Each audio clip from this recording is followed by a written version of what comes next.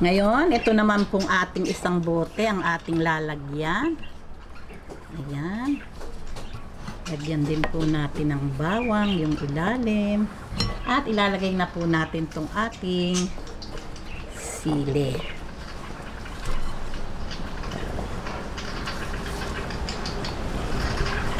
Ayan.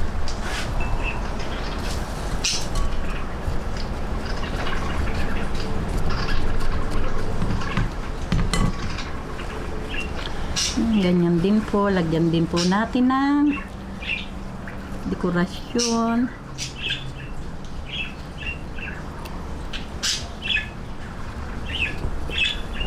Ayan, ganyan lang po yung ating gagawin. Ngayon po, ready na po ito. Lagay na po natin tong ating syrup na talaga naman pong napakabango.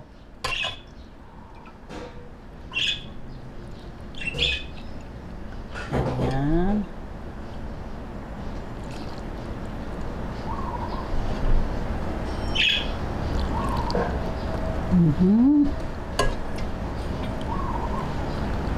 Ayan.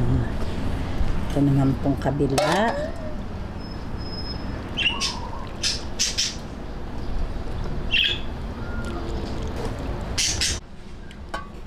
Ayan, okay na po ito.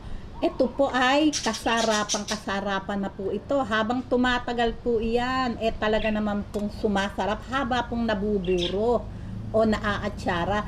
Ito po 2 to 3 days, pwede na po natin kainin.